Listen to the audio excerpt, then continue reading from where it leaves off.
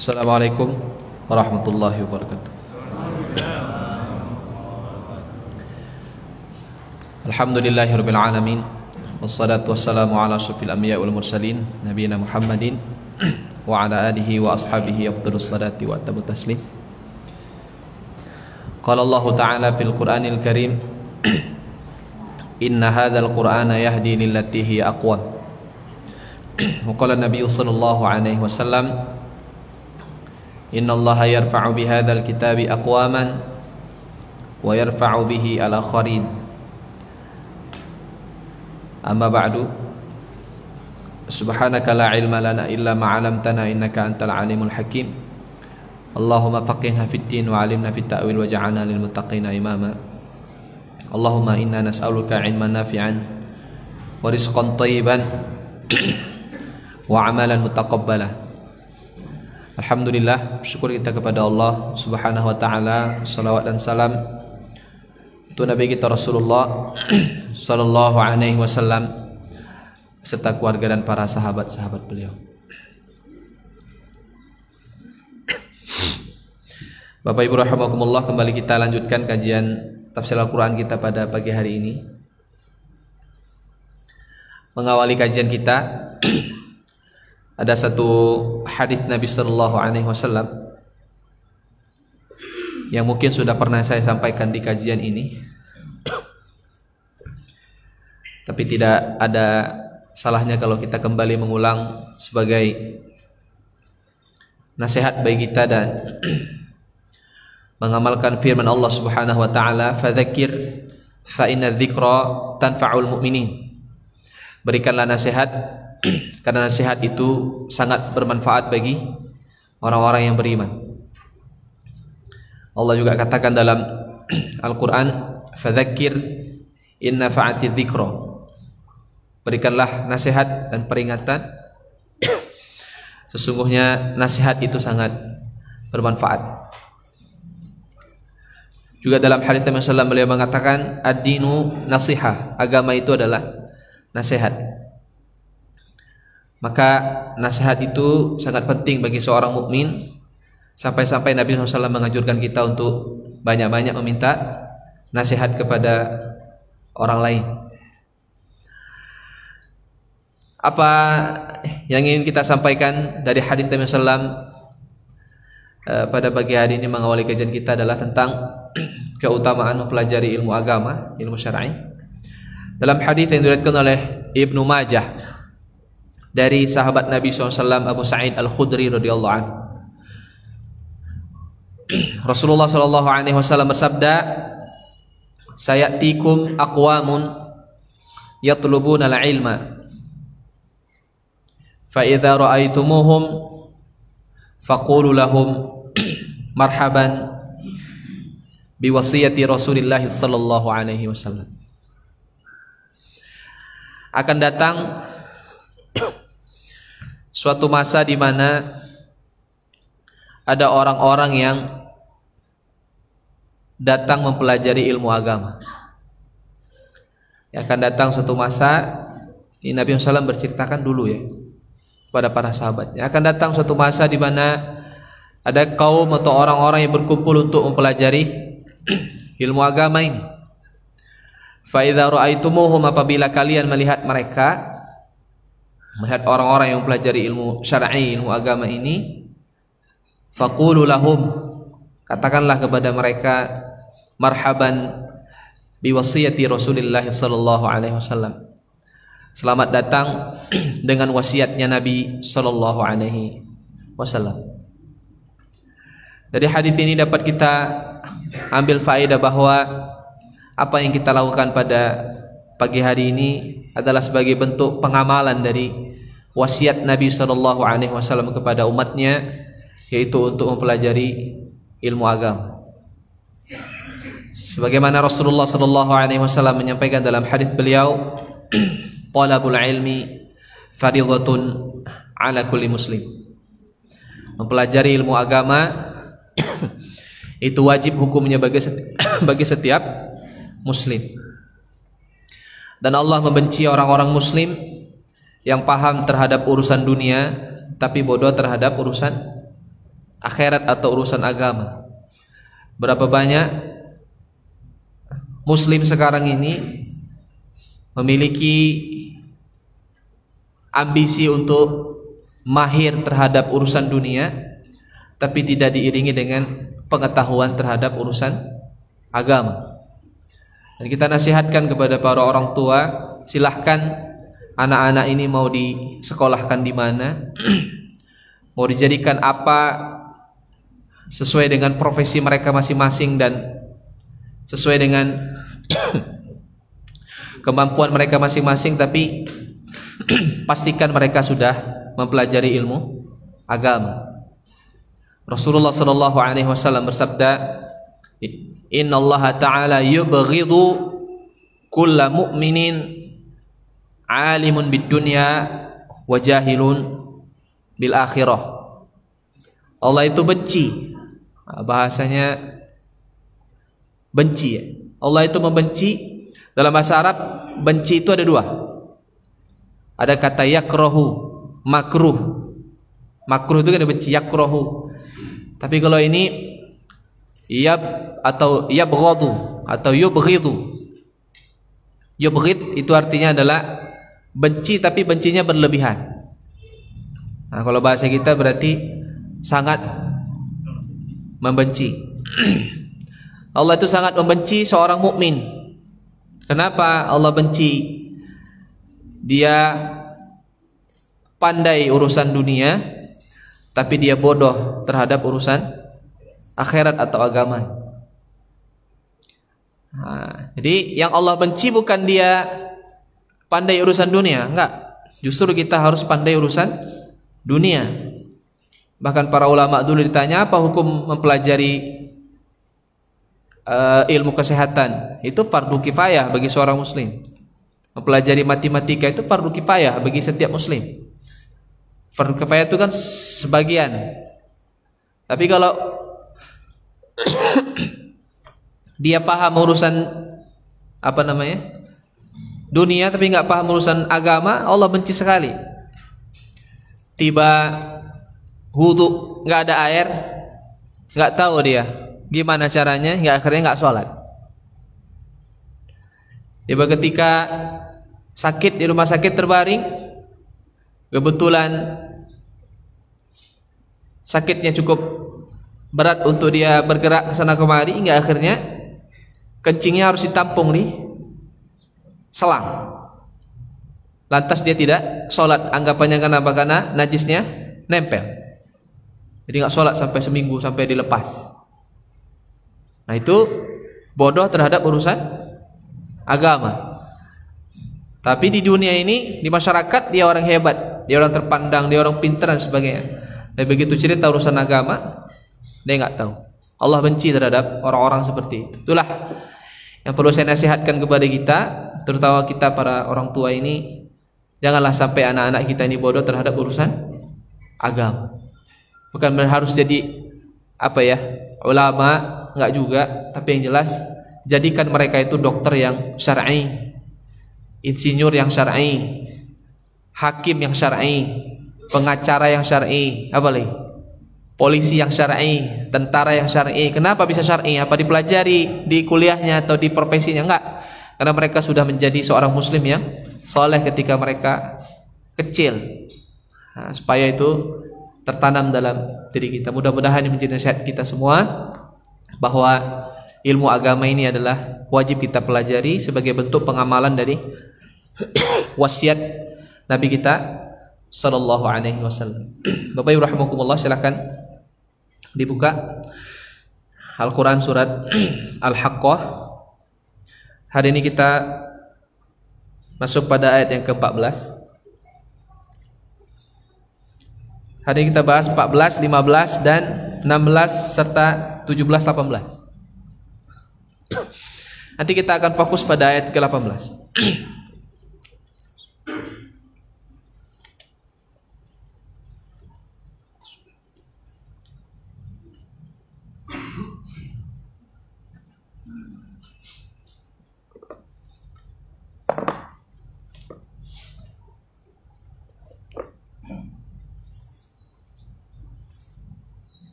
A'udzubillahi minasyaitonir rajim. Wa humilatil ardu wal jibalu fadukkata dakkatan wahidah. Wa humilatil ardu, humilat itu artinya membawa, hamala, hamil. Jadi wanita itu yang hamil disebut dengan istilah wanita yang hamil, membawa, karena dia kemana-mana membawa kandungannya, itu disebut dengan istilah hamil. Wa humilatil ardu wal jibal. Jadi al ardu bumi, al jibal adalah gunung-gunung. Jadi maksudnya adalah bumi dan gunung ini itu nanti didentumkan dia, kalau bahasa kita nih, bahasa Medannya dihantukkan, dihantamkan. Maka dengan hantaman tersebut terjadilah sebuah dentuman yang keras. Fadukkata dakkata wahidah. Jadi terjadilah dentuman yang sangat keras sekali, bumi ini hancur. Kalau dulu bumi ini nyatu dengan langit. Ya, dulu awal Allah ciptakan langit dan bumi ini nyatu dia. Kemudian Allah katakan situ ada kata kanata ratqa. Langit dan bumi itu pertama sekali Allah ciptakan dalam keadaan menyatu dia. Langit dan bumi nyatu. Kemudian fafataqnahuma. Maka kami pisahkan keduanya ini, langit dan bumi dipisahkan dengan dentuman. Kalau dulu ada istilah namanya teori Big Bang. Itu bumi dan langit itu betul menyatu dulunya, terus didentumkan oleh Allah, jadilah langit langit 7 lapis, bumi juga 7 lapis, seperti yang kita lihat sekarang. Dan nanti di hari kiamat, saat kiamat terjadi, Allah satukan lagi itu bumi yang 7 lapis, itu Allah hantamkan lagi. Kemudian gunung-gunung itu saat dia dihantamkan atau ditabrakkan dengan bumi ini, sebelumnya kan gunung-gunung itu berterbangan. Dalam surat Al-Qari'ah, wa takunul jibalu kal'ihnil manfush. Pada hari itu jibal, al-jibal itu gunung-gunung itu berterbangan, ya seperti kapas. Tahu kapas? Kalau kena angin dia nggak turun-turun tuh kapas tuh. Kemana-mana, semakin kencang anginnya semakin kemana-mana dia. Seperti itulah beratnya gunung yang sekarang kita lihat kokoh, kuat, berat. Itu nanti di hari kiamat saat terjadi dia seperti kapas saja. Baru nanti ketika dihantumkan semuanya habis.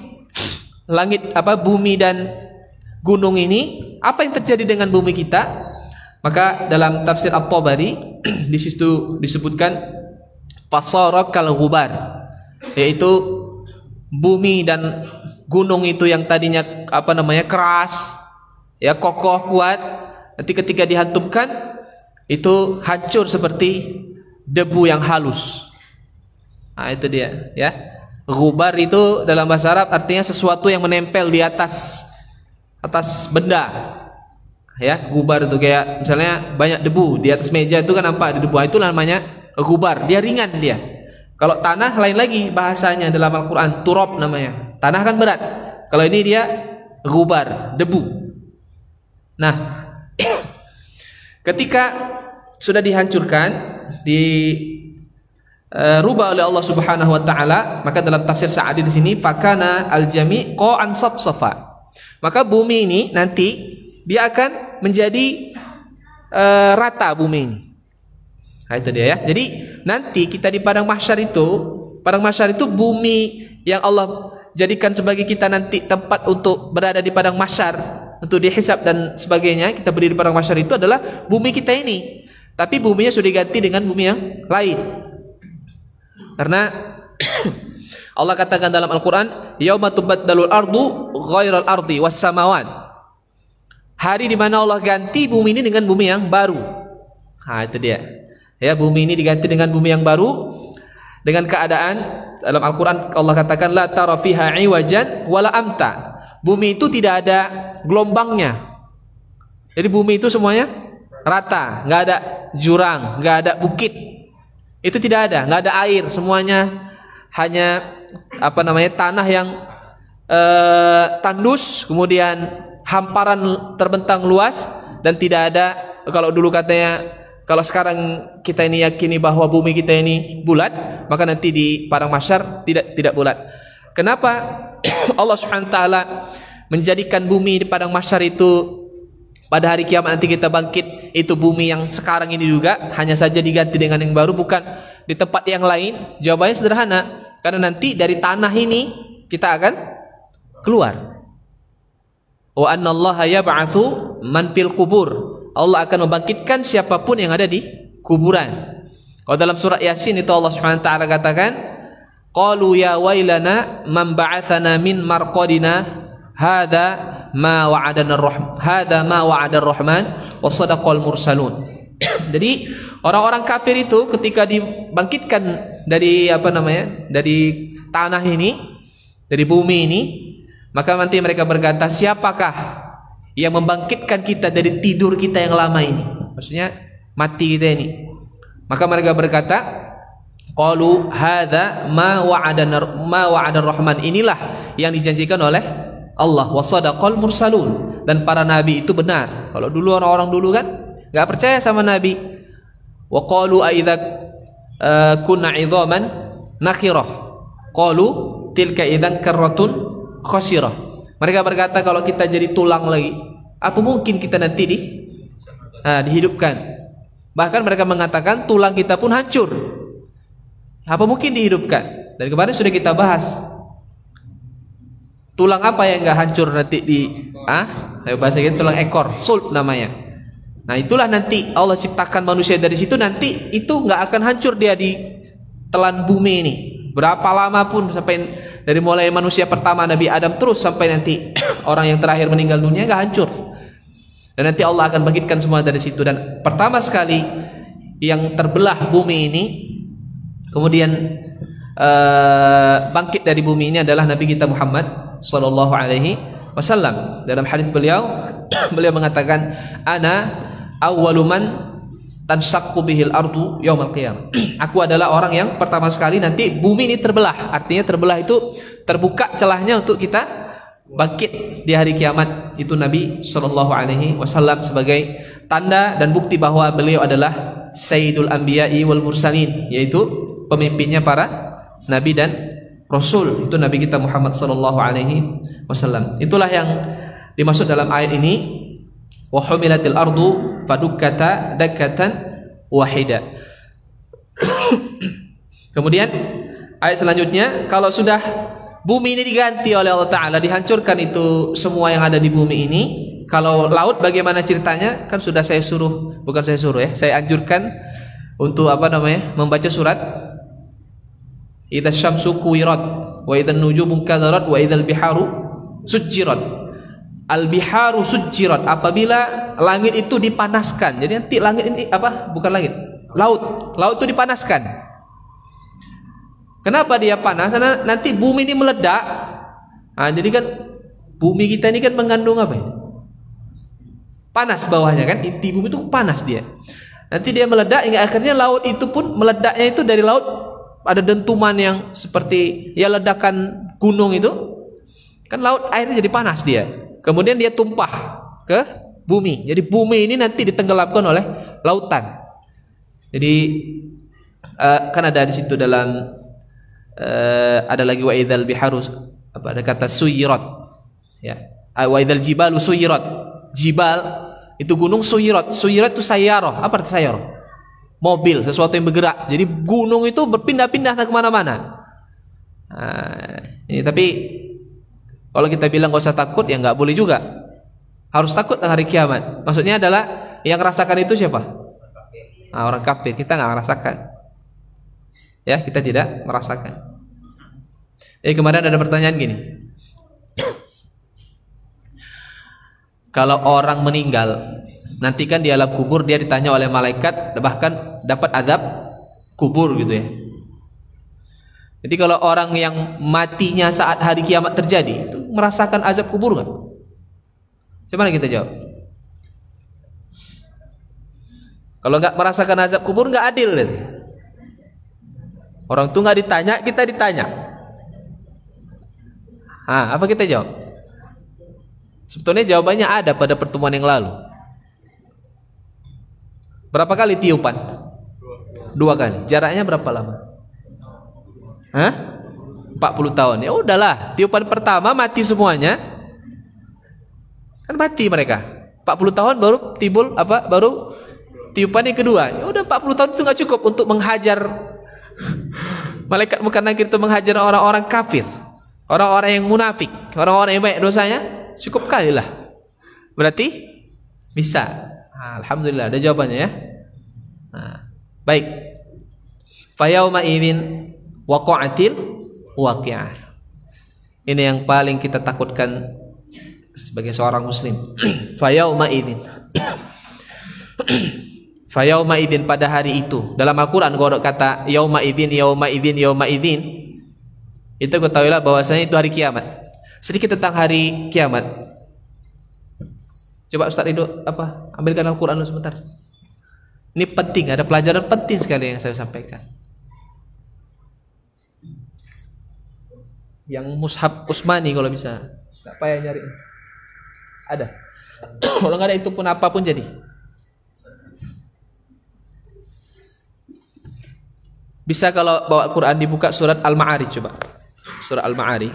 Ini penting Pak, pelajaran ini saya sampaikan kepada kita. Juz 29 setelah surat Al-Haqqah.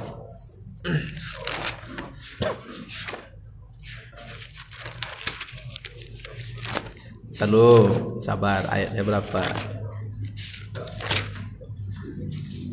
Ya nggak apa-apa, kita cari faedah, yang penting kita paham. Ayat 11.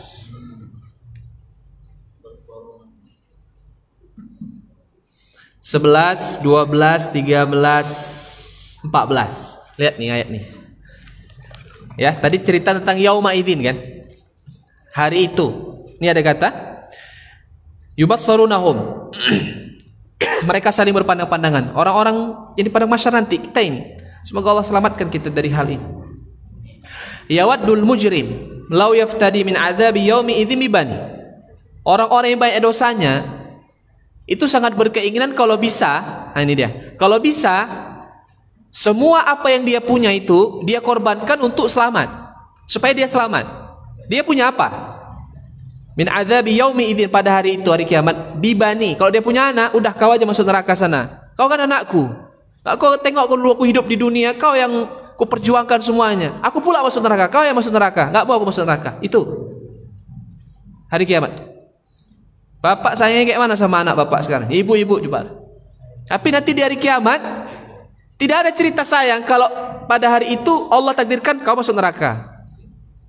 Kita akan cari cara bagaimana supaya kita selamat dari neraka. Teringat ku punya anak, ini anakku ya Allah. Udah dia ajalah ku gantikan. Ya. Terus siapa lagi? Wa sahibatihi. Istrinya, kalian istri kalian, istri bapak-bapak nih. Alhamdulillah mereka soleha. Kalau nggak soleha, ibu-ibu, apa kau udah ini aja ya Allah, masuk neraka dia, dunia menyusahkan aku, udah dia aja. Artinya apa? Bahwa orang-orang yang kita cintai, yang dekat kepada mereka itu semuanya kita nanti kalau bisa mereka yang mengorbankan mereka untuk menyelamatkan kita korbankanlah mereka semua.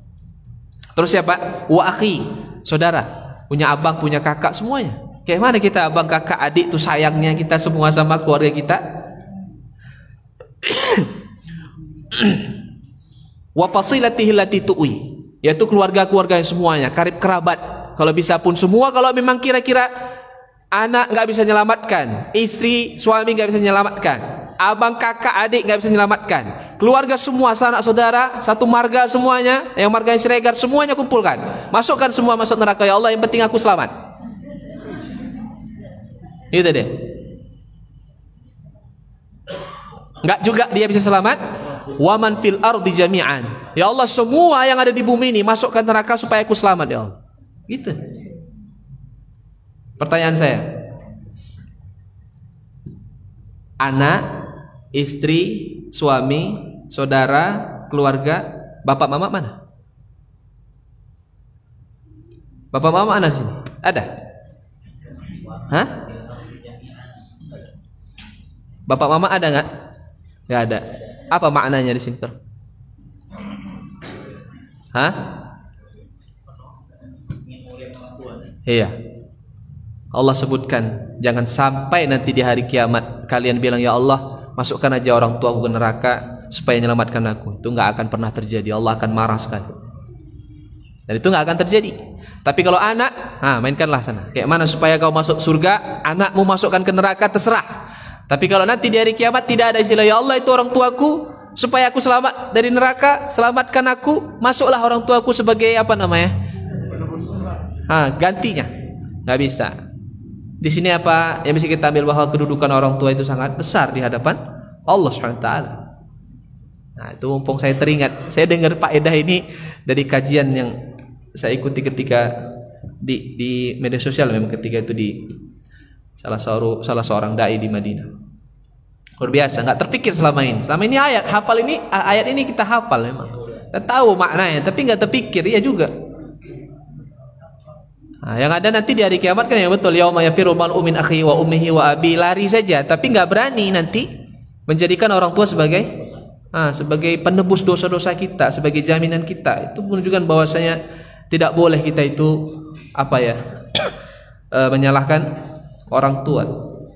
Kembali ya kepada ayat tadi sebagai faedah. Surat Al-Ma'arij ayat berapa tadi? 11 ya. Pegang.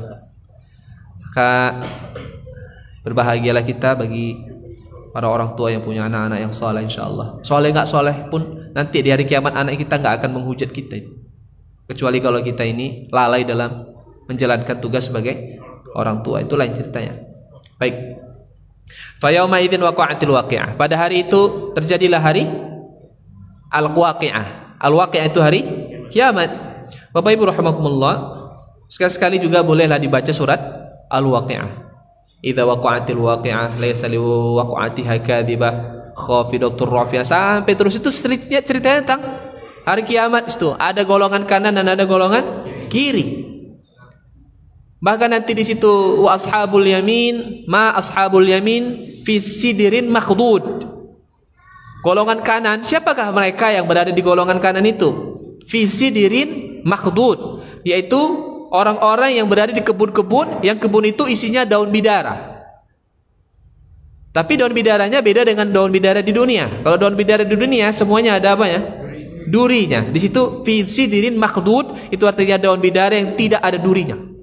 Menunjukkan bahwasanya di surga itu tidak ada sesuatu yang menyakiti sedikit pun. Dan tidak ada setan di surga. Nah itu dia. Ya. Masya Allah. Semoga Allah jadikan kita golongan kanan. Amin. Maka sering-sering duduk sebelah kanan. Semoga Allah jadikan golongan kanan. Bagus Pak. Lanjutkan. Ya, karena memang Nabi SAW selalu mendahulukan yang baik-baik dengan yang kanan. Itu menunjukkan sebagai bentuk optimis. Kanan saya lah. Kalau mereng nggak adil Pak. Ya, golongan kanan. Termasuk juga nanti ada ayat, pada ayat selanjutnya ini ya, dalam ayat yang ke-19, walaupun nanti kita singgung ini terkait dengan orang-orang yang menerima catatan. Ada yang menerima catatan dengan tangan kanan dan ada yang menerima catatan dengan tangan kiri. Dan ini juga jadi dalil bahwasanya disunahkan menerima sesuatu dengan tangan kanan. Kalau memberi boleh tangan kiri dan boleh tangan kanan, tapi adabnya adalah tangan kanan. Jadi baca surat Al-Waqi'ah itu dibaca dan artinya itu dibaca satu-satu. Setiap ayat dibaca satu-satu artinya, insyaallah bisa menaikkan apa kita? Iman. Ya, bisa membuat kita takut, membuat kita ini lebih bersiap untuk yang namanya hari kiamat. Di situ ada cerita tentang surga dan neraka. Ya. Baik. Kemudian Allah Subhanahu wa taala katakan, "Wanshaqqatis sama." Ketika terjadi hari kiamat, bumi sudah diganti dengan bumi yang lain, terjadi hari kiamat, sudah hancur seperti debu kita katakan tadi, dan Allah sudah bangkitkan manusia satu-satu, semuanya bangkit. Wanshaqqatis sama fahiya yauma idzin wahiya. Insyaqqat itu artinya adalah terbelah. Jadi langit ini nanti terbelah dia. Kenapa langit ini terbelah? Dan langit juga ini ya diganti oleh Allah dengan langit yang baru, sama. Bumi diganti dengan yang baru, langit juga dengan yang baru. Kemudian Allah Subhanahu wa taala membelah langit. Ketika langit ini dibelah, maka langit itu akan nampak itu ada banyak pintu-pintunya. Pintu-pintu langit itu nampak. Kalau dalam surat apa itu ya? An-Naba ya, wa futihatis sama'u fakanat abwaba. Wa futihatis sama, langit dibuka, dibelah oleh Allah Ta'ala, fakanat abwaba, maka nanti di langit itu ada pintu-pintu, berarti ada tingkatan-tingkatan di langit itu. Dan di situ banyak terdapat malaikat-malaikat yang berdiri setiap sudut-sudut pintu-pintu tadi, menjaga. Sebetulnya bukan menjaga, sebagai bentuk, kalau dalam tafsir Sa'di itu ada kata khadi'ina li rabbihim, mereka tunduk dan menghormati serta mengagungkan Allah Subhanahu wa taala. Kenapa mereka semuanya berbaris itu? Wal malaku saffan saffa.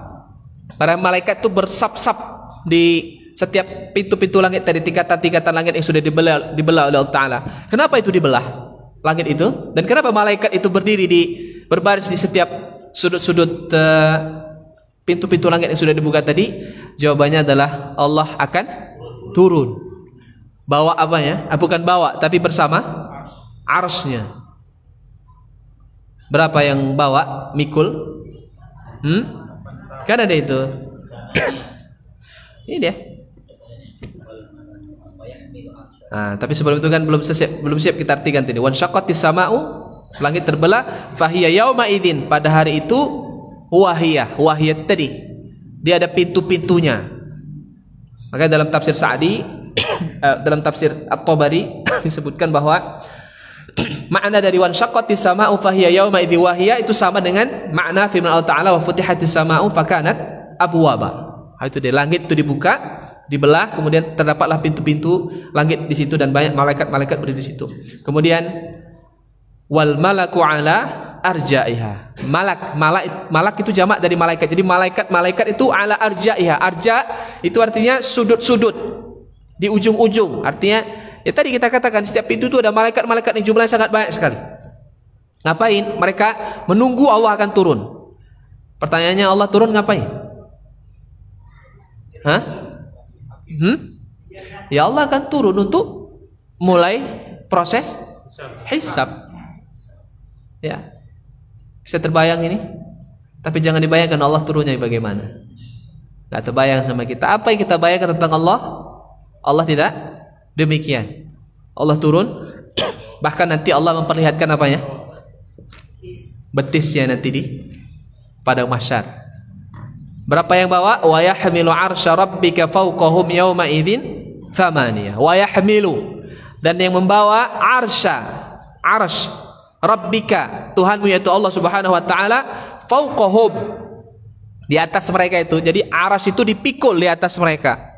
Di atas malaikat-malaikat. Jumlahnya ada thamaniyah, 8 malaikat. Ada yang mengatakan, kalau dalam tafsir Tabari, dalam tafsir Mukatsir juga sebutkan makna dari thamaniyah ini, sebagian mengatakan adalah 8 saf. Jadi bukan 8 malaikat yang gotong, tapi ada 8 saf. Dan setiap satu saf jumlahnya hanya Allah yang tahu banyaknya. Saking banyaknya. Arsy Allah ini bukan sesuatu yang kecil. Kalau kursi Allah aja, al-kursi itu tempat pijakan kaki Allah, itu luasnya seluas langit dan bumi. Bahkan bukan seluas langit dan bumi lagi, yaitu jagat raya ini. Itu diibaratkan seperti, jika perbandingan jagat raya ini, alam ini, jagat raya ini, jika dibandingkan dengan kursi Allah, itu seperti orang melemparkan kalung di tengah padang pasir. Itulah jagat raya kita. Padang pasir yang luas itu apa? Kursi Allah SWT. Itu masih kursinya. Sementara al-kursi, kata Ibnu Abbas dalam tafsir Mukatsir, disebutkan al-kursi itu artinya adalah tempat pijakan kedua kaki Allah SWT. Apalagi arasnya. Dalam hadis Nabi SAW,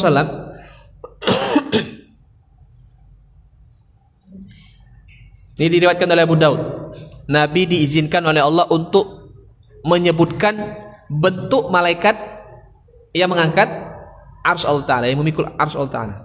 Apa kata Rasulullah? Udzina li an uhadditsakum an malakin min hamalatil arsy, anna bu'da ma baina syahmati udhunihi wa unuqihi bi khafqit tayr 700 am. Nabi SAW mengatakan, saya diizinkan oleh Allah untuk menceritakan kepada kalian tentang sifat dan bentuk malaikat yang memikul arsy Allah Subhanahu wa taala. Apa kata Nabi sallam? Jarak antara telinga ini dan pundaknya itu sejauh perjalanan 700 tahun. Mana itu? 700 tahun. Kalau jalan kaki aja kita bilang 700 tahun, sampai mana kita udah? Hah? Misalnya supaya kita terhitung gitu. Itu lihat ya. Kalau kayak gini kita apa yang pantas kita ucapkan untuk Allah itu?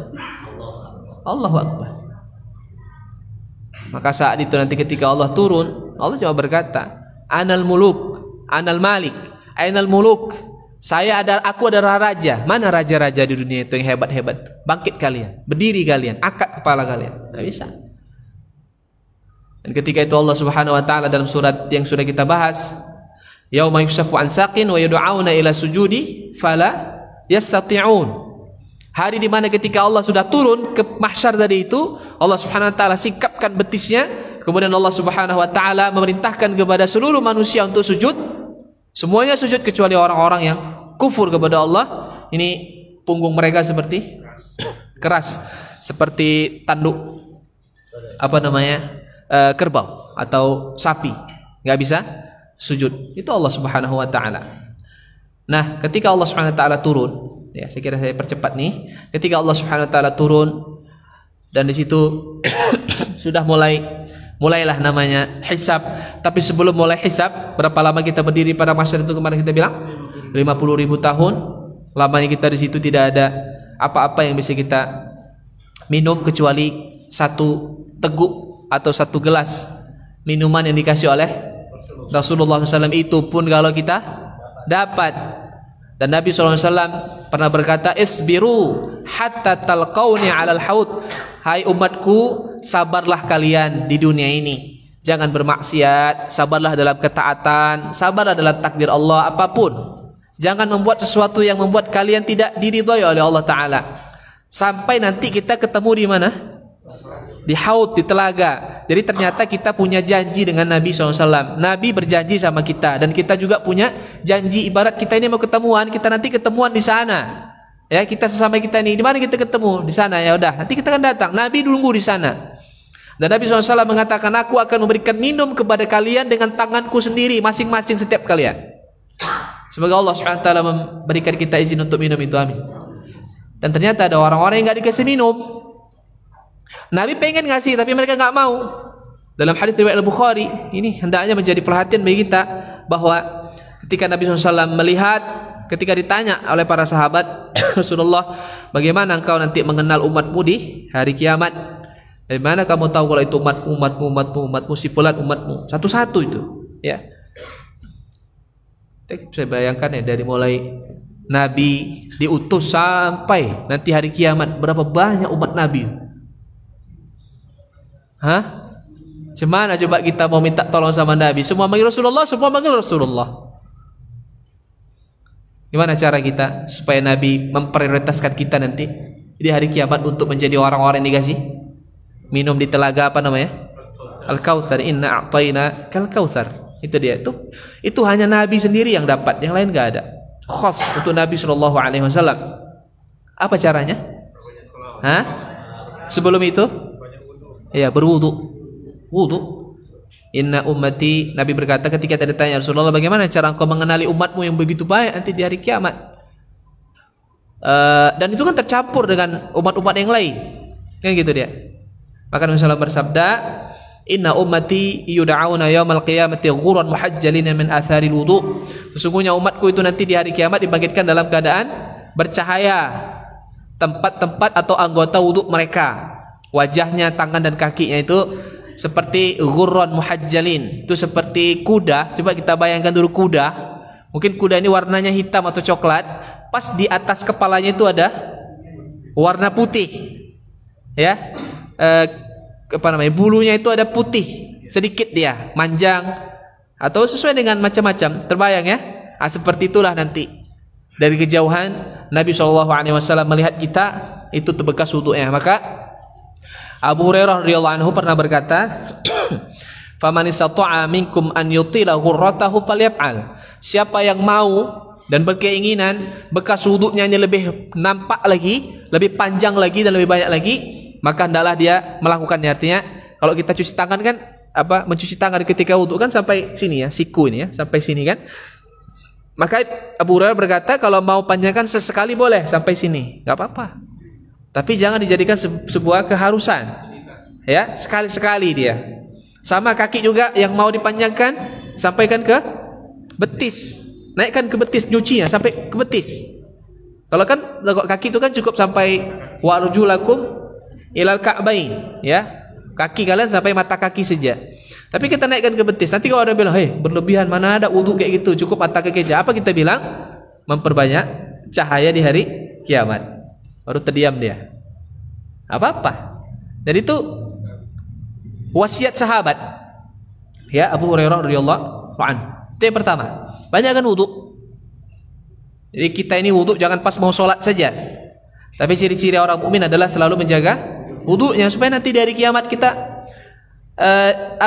menjadi orang-orang yang diprioritaskan. Ya ibaratnya kan kalau kita melihat sesuatu mana yang jelas dulu kan itu yang kita prioritaskan.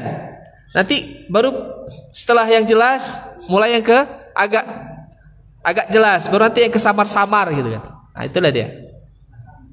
Nah, kita contohkan demikian. Yang kedua adalah orang-orang yang nanti diselamatkan oleh Nabi SAW, dapat minum tadi itu adalah orang-orang yang berbanyak salawat kepada Nabi SAW. Allahumma shalli ala Muhammad wa ala ali Muhammad. Perbanyak membaca itu. Dan salawat ini ibadah. Salawat ini bagian dari zikir. Jadikan salawat ini bagian dari zikir-zikir kita yang selama ini kita baca. Ya, sudah baik subhanallah, alhamdulillah, la ilaha illallah, Allahu akbar, itu sudah baik. Tapi kita tambahkan itu zikir-zikir yang memang manfaatnya juga nanti untuk kita di hari kiamat berupa salawat untuk Nabi kita Muhammad sallallahu alaihi wasallam. Kemudian yang ketiga adalah tinggalkan yang namanya bid'ah. Karena tadi kita katakan orang-orang yang mereka ada bekas wudunya, dipanggil sama Nabi untuk dikasih minum, tapi ternyata mereka dihalangi, mereka nggak lihat Nabi dan tidak mendengar panggilan Nabi Shallallahu Alaihi Wasallam. Siapa mereka? Ketika itu Nabi SAW bertanya, kenapa ya Allah mereka bukan umatku? Maka Allah berkata melalui malaikatnya bahwa innahum laisu min ummatik, mereka bukan umatmu. Kenapa demikian? Karena innaka la tadri ma ahdatsu ba'dak. Karena kamu tidak tahu Muhammad sesuatu yang baru apa yang mereka buat setelah engkau tidak ada. Maksudnya adalah ibadah-ibadah apa, amalan-amalan apa yang mereka lakukan ketika engkau sudah meninggal. Artinya perbuatan-perbuatan disebut dengan istilah muhdatsat. Kan Nabi berkata, fa inna kulla muhdatsatin bid'ah. Setiap yang muhdats, yang baru dalam agama ini, yang dijadikan sebagai syariat agama, yang dirutinkan oleh orang untuk diamalkan sebagai ta'abbud, bentuk penghambaan diri kepada Allah, itu namanya bid'ah. Tapi kalau sesuatu yang baru yang bukan dalam bentuk ta'abbud, ibadah kepada Allah, itu tidak disebut dengan istilah bid'ah secara syariat. Ya, tapi bid'ah secara bahasa artinya adalah sesuatu yang baru yang sifatnya tidak ada kaitan dengan agama kita. Kembali kepada ayat ini, ketika nanti di padang mahsyar Allah SWT mengumpulkan kita dan belum mulai qadha. Belum qadha itu artinya dihakimi ya. Itu lamanya seperti kita katakan tadi. Kemudian Allah Subhanahu wa taala katakan yauma idzin tu'raduna la takhfa minkum khafiyah. Yauma idzin, pada hari itu. Ingat lagi sekali lagi saya katakan, kalau ada kata yauma idzin itu hari kiamat. Di sini Allah lanjutkan tu'radun itu artinya diperlihatkan. Itulah namanya hisab. Maka hisab itu sebetulnya bukan menghitung tambah. Amalan pun tambah ini, dosamu tambah ini. Bukan itu maksudnya. Kalau hisab di situ yang dimaksud dalam makna hisab dalam Al-Qur'an itu ada kata fasaufa yuhasabu hisaban yasira. Kan ada di situ orang-orang yang ada yang dihisab dengan hisab-hisab yang mudah. Nanti saya sebutkan, sikat aja. Maka yang namanya hisab itu adalah kita diperlihatkan oleh Allah Ta'ala apa yang sudah kita buat, baik itu amal soleh ataupun dosa-dosa.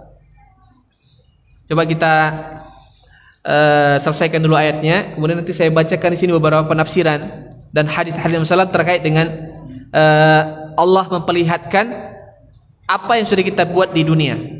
La takfa. La takfa itu artinya tidak ada yang tersembunyi. Jadi apa yang kita lakukan di dunia ini, yang kecil ataupun besar, itu semua nanti akan diperlihatkan. Ada catatannya dan nanti kita ibaratnya kita nonton gitu. Makanya sebetulnya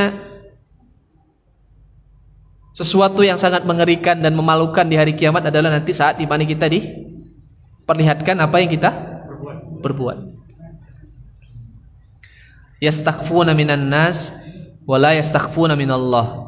Kita ini menyembunyikan dosa kita di hadapan manusia, tapi kita lupa bahwasanya kita nggak bisa menyembunyikan dosa kita ini di hadapan Allah Subhanahu wa taala.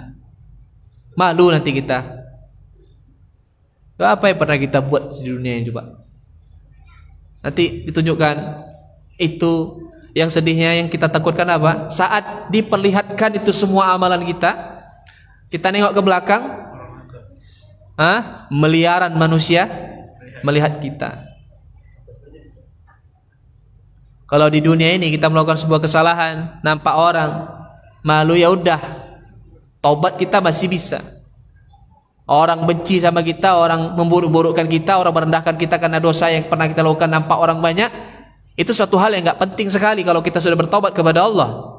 Kalau Allah sudah ampuni, nggak masalah manusia memandang kita buruk, tapi Allah sudah memandang kita baik dengan taubat kita, nggak ada masalah itu. Makanya sedikit ya terkait dengan taubat ini aja sedikit. Ada pertanyaan. Apakah orang yang bertobat itu dosa-dosanya diampuni? Hah? Iya atau enggak? Jawabannya enggak. Jawabannya enggak, tapi bukan titik. Jawabannya bukan hanya tidak, bukan hanya diampuni. Artinya kalau dikatakan iya, itu jawabannya yang benar bukan iya. Lebih daripada itu. Apa itu? Dosa yang diampuni, Allah ganti dosa dengan pahala. Itu taubat. Illa man taba wa amana wa amila amalan salihan fa ulaika yubaddilullahu sayyi'atihim hasanat wa kana Allahu ghafurur rahim. Makanya sebenarnya ini orang yang bertobat dari dosa itu lebih besar manfaatnya daripada orang yang enggak pernah berbuat dosa. Tapi jangan pula berani berbuat dosa, takutnya kita enggak bertobat. Ya, orang berbuat dosa, betul dosanya banyak. Tapi saat dia bertobat, Allah ampuni dosa-dosanya. Yang kedua, Allah ganti dosa tadi dengan pahala-pahala yang banyak. Maka Nabi SAW pernah berkata, seandainya ada orang, seandainya di muka bumi ini semua manusia udah jadi orang soleh semua, nggak ada yang berbuat dosa, hingga akhirnya nggak ada yang beristighfar kepada Allah. Apa yang Allah buat kepada manusia itu? Allah matikan semuanya, Allah ganti dengan manusia-manusia yang berbuat dosa bisa bertobat, dan Allah SWT mengampuni dosa-dosa mereka. Luar biasa. Maka Ibnu Qayyim mengatakan orang yang berbuat dosa dan dia tidak bertobat dari dosanya, dia dapat dosa 2 kali. Yang pertama dosa maksiatnya, yang kedua dosa gak mau tobat. Itu dia. Sebaliknya kalau orang berbuat dosa kemudian dia bertobat, maka Allah kasih dia 2 kelebihan. Yang pertama diampuni dosa-dosanya, baik yang dia lakukan, yang dia tobatkan itu, ataupun yang lalu-lalu juga. Dan Allah ganti dengan amal-amal soleh dan pahala-pahala yang lain. Nah, itu dia. Tapi jangan coba-coba. Karena kita nggak tahu ada orang-orang yang bertobat tapi tobatnya tidak diterima oleh Allah Subhanahu Wa Taala, atau tobatnya tidak nasuha, tobat sambal. Bagaimana? Tobat sambal ada? Nah itu.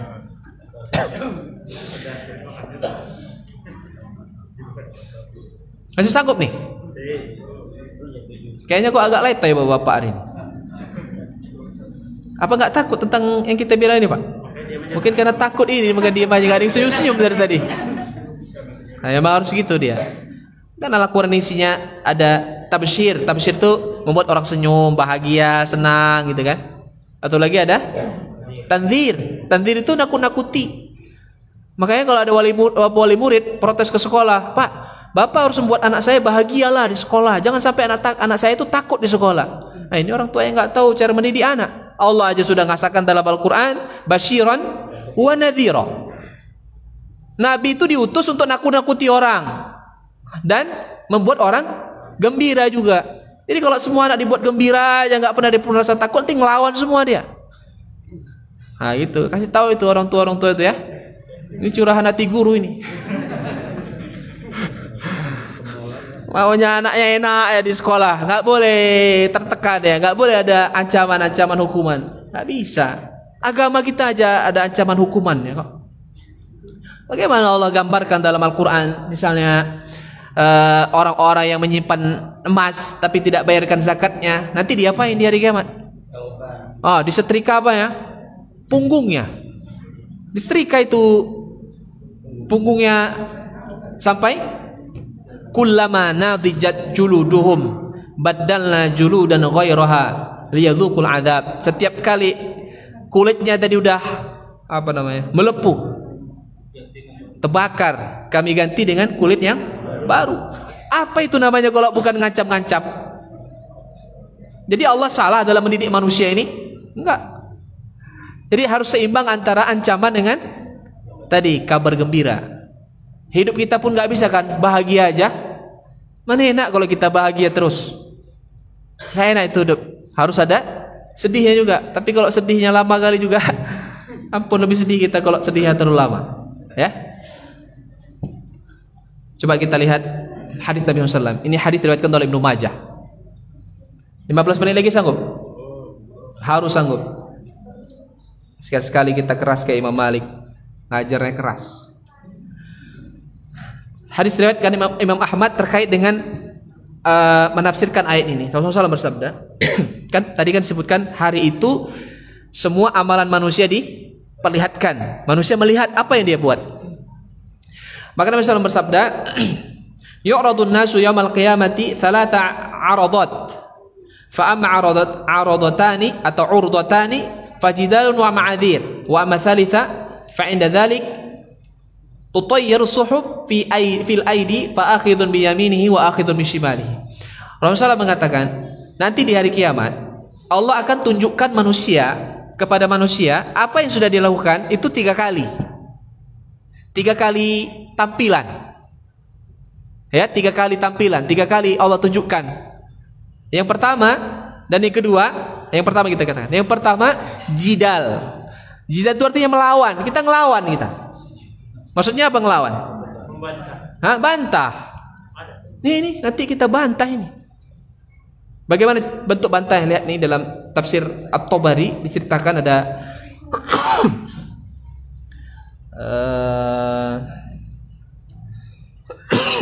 dari Abu Musa Al-Asy'ari, sahabat Nabi, belum menceritakan bagaimana bentuk manusia itu membantah terhadap apa yang Allah tunjukkan kepadanya.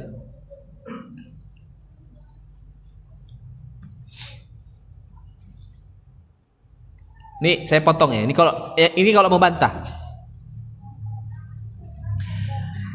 Ketika Allah Subhanahu wa taala menunjukkan kepada orang kafir dan orang munafik hisab tadi, amalan-amalan tadi, fayu'radu alaihi rabbuhu amalahu fayajhaduhu. Allah menunjukkan kepada mereka atau kepadanya semua amalan-amalan dan dosa-dosa yang pernah dia buat, maka dia apa? Yajhad. Yajhad itu artinya kufur, enggak terima. Enggak mau enggak mau ngakui. Apa katanya? Allah Subhanahu wa taala dia berkata, fa yaqul ay rabbi wa izzatika laqad kataba alayya hadzal malak ma lam a'mal. Dia bilang gini, ya Allah, malaikat ini mencatat apa yang tidak kubuat. Itu katanya. Jadi dia menyalahkan siapa? Malaikat Raqib dan Atid itu disalahkan. Ya Allah, di ini malaikat ini mencatat apa yang tidak kubuat. Fa yaqulu lahul malak. Malaikat berkata kepadanya, ama alimta kadza fi yaumin kadza fi makanin kadza. Apa kamu enggak ingat? Kamu pernah buat ini di hari ini, di tempat ini dan di waktu ini. Jadi 3 itu ya. Hari ini, tempat ini dan waktu ini. 3 malaikat berkata demikian. Fa yaqulu la wa izzatika ya rabbi. Dia bilang lagi, demi Allah tidak. Jadi malaikat bilang, kamu kan pernah buat ini, ini buktinya semuanya itu. Bukan hanya bukti catatan lagi, tapi Ibarat kita mutar apa namanya? CCTV. Ada tetangga ibu ngambil apa? Daun pandan. Kok nggak ngambil daun pandan? Nggak bilang-bilang. Mana ada? Aku ngambil. Sini. Tunjukkan ke CCTV-nya. Oh iya. Masih penting iya. Tapi kalau sampai nyalahkan, ini nyalahkan. Udah jelas ditunjukkan, malaikat tunjukkan buktinya, dia nggak mau terima. Kemudian ketika dia berkata, tidak ya Allah, ma'amiltuh, aku tidak pernah melakukan perbuatan itu. Kemudian Abu Musa berkata, fa idza fa'ala dzalik khatama 'ala fihi. Kalau itu terus yang dia buat, tunjukkan ini kamu pernah buat ini, mulutnya terus ngomong enggak, semuanya enggak. Apa yang Allah buat? Digembok mulutnya. Ditutup mulutnya. Pakai apa? Ya enggak tahu kita pakai apa. Ditutup, baru turun ayat Al-Qur'an, al-yauma nakhtimu 'ala afwahihim wa tukallimuna aydihim wa tashhadu arjuluhum bima kanu yaksibun. Surat Yasin ayat 65. Buka itu nanti surat Yasin 65. Hari itu kami tutup mulut. Kenapa ditutup mulut? Tadi asik mendebat. Ini debat siapa? Allah dan malaikat. Ini kurang ajar nih. Padahal buktinya sudah ada ditunjukkan. Ini memang dia nampak semua, tapi dia melawan. Itu yang disebut dengan jidal yang pertama tadi. Yang kedua, kan tadi kan ditunjukkan amalannya 3 kali. Yang pertama masih bantah, orang-orang yang membantah. Yang kedua namanya ma'adzir. Ma'adzir itu artinya ma'dzirotan, afwan. Apa arti afwan? Maaf. Maka di sini Abu Musa al-Asy'ari juga berkata, lawannya dari tadi. Kalau orang mukmin, Allah tunjukkan, Allah berkata, kamu ingat pernah buat ini? Apa kita bilang? Iya ya Allah. Berarti itu tandanya kita apa? Akui. Iya ya Allah, kau pernah buat ini? Iya ya Allah. Sampai berulang-ulang segitu banyak dosa kita. Iya ya Allah, iya ya Allah, iya ya Allah. Terus kita seperti itu. Terus kita semakin lama semakin tunduk, semakin takut, semakin rendah, semakin merasa kita ini nggak ada lagi selamat. Udah pasrah kita, hatta kata Rasulullah SAW, hatta idza aqarrahu atau aqarra dzunubahu, sampai masa di mana ketika dia terus mengakui dosa-dosanya, tiba-tiba Allah berkata apa? Selama di dunia kamu buat dosa itu kututupi dari manusia. Kan nggak ada orang tahu kamu buat ini kan? Kemudian yang kedua apa? Ini yang paling kita harapkan nanti di hari kiamat. Hari ini semua dosa-dosamu sudah ku ampuni. Semoga Allah SWT mengampuni dosa-dosa kita di hari kiamat ini, di mana saat kita mengakui dosa-dosa kita. Makanya sebaik-baik doa kita kepada Allah Ta'ala adalah Rabbana zalamna anfusana wa ilam taghfir lana wa tarhamna lanakunanna minal khasirin. Kita akui kita dosa. Kita akui kita berbuat dosa kepada Allah Ta'ala. Supaya nanti kalau di dunia ini kita sering mengakui dosa-dosa kita, nanti di hari kiamat kita tidak susah untuk mengakui dosa-dosa kita. Dengan kita mengakui dosa-dosa kita itu saja, itu sudah ada nilai baik di hadapan Allah Subhanahu wa taala. Jangan sampai nanti kita berkata kepada Allah, ya Allah aku nggak buat itu. Padahal sudah ada buktinya. Tapi kita kenapa? Karena kita ini sudah di dunia nggak terbiasa meminta ampun kepada Allah. Di dunia ini nggak terbiasa beristighfar kepada Allah. Hingga akhirnya nanti di hari kiamat pun saat kita ditunjukkan oleh Allah dosa-dosa kita, kita nggak minta ampun sama Allah, nggak mengakui dosa-dosa kita, malah kita membantah. Yang membantah itu yang bahaya. Tapi kalau kita kita akui, dan ingat sekali lagi saya katakan, pengakuan kita terhadap dosa-dosa kita nanti di hari kiamat itu bukan datang dengan sendirinya, tapi itu akan datang dengan kebiasaan kita selama kita hidup di dunia. Ketika kita banyak berdoa kepada Allah minta ampunan dan kita akui dosa-dosa kita, makanya kita ini jangan sombong lah kita ini. Jangan merasa kita hebat. Kita setiap apa yang kita kita capai dalam hidup kita, kesolehan kita ini, itu pasti ada kezaliman yang kita buat dalam hidup kita. Enggak mungkin enggak. Baik itu sama Allah zalimnya, atau sama orang lain, atau sama siapapun, yang kita sadar atau yang kita enggak sadar, itu jangan kita lupakan. Maka sebaik-baik muslim adalah dia tidak pernah meninggalkan yang namanya minta ampun kepada Allah. Di antara yang membaca doa minta ampun kepada Allah. Kemudian yang kedua adalah memperbanyak beristighfar kepada Allah Ta'ala. Ya, jadi ini yang perlu menjadi perhatian bagi kita, bahwa nanti di hari kiamat Allah sayang kepada kita. Sayangnya dua kali, lihat tuh. Di dunia dosa kita ditutupi. Orang tidak tahu kita buat dosa. Bapak lihat saya kayak gini kayaknya nggak punya dosa, nggak tahu kan Bapak? Sekarang kita pun tahu kan masa-masa di mana kita ini berada pada tingkat iman yang baik. Sampai-sampai saya pernah diminta tolong sama kawan, sama orang, Ustaz ini sudah lama nggak turun hujan, kita sholat istisqa Ustaz, yuk minta tolong. Saya bilang saya belum bisa ini waktu-waktu ini. Kenapa? Saya merasa dalam waktu itu sepertinya saya sedang berada pada dosa-dosa. Dan itu sangat berpengaruh terhadap apa? Doa kan? Ini gitu dia. Jadi kita harus sadar juga kita ini. Makanya terkadang ada seorang alim, seorang ustadz kayak segala macam kayaknya kok dia tuh nggak punya dosa sama sekali. Ya, akhirnya terlalu diagung-agungkan sama orang. Terus gara-gara terlalu diagungkan oleh orang, dia pun merasa tinggi terus. Merasa dia nggak punya dosa. Oh bahaya. Bahaya. Tidak boleh kita merasa aman dari namanya dosa. Harus kita sering tadi Rabbana dhalamna anfusana atau membaca doanya Nabi Yaqub, la ilaha illa anta subhanaka inni kuntu minadh dhalimin. Dan istighfar kepada Allah Subhanahu wa taala. Bapak Ibu rahimakumullah, sikit lagi. Sanggup ya? Sikit lagi. Yang ketiga tadi adalah, yang pertama kan jidal, ngelawan. Yang kedua pengakuan. Yang ketiga apa yang terjadi? Saat Allah SWT tunjukkan amalan itu, yang ketiga adalah Allah kasih amalan, catatan amalan kita tadi. Kalau dia orang mukmin yang saleh, yang sudah diampuni dosanya, maka dia menerima catatan dengan tangan kanan. Kalau dia dapat dengan tangan kanan, apa yang dia lakukan? Nanti ada pada ayat yang ke-19. Semoga Allah jadikan kita orang-orang yang 19 tadi. Amin. Sampai-sampai dia teriak-teriak, "Woi, ini catatanku semua. Siapa mau baca? Siapa mau baca? Siapa mau baca? Siapa mau lihat silahkan." Saking pamernya isinya apa? Amal soleh yang banyak. Tapi kalau orang-orang yang menerima dengan tangan kirinya, ngamuk dia, marah dia. Terus dia berkata dalam surah Al-Kahfi, "Ma lihadzal kitabi la yughadiru shaghiratan wa la kabiratan illa ahsaha." Ini buku kayak gini isinya jelek semuanya.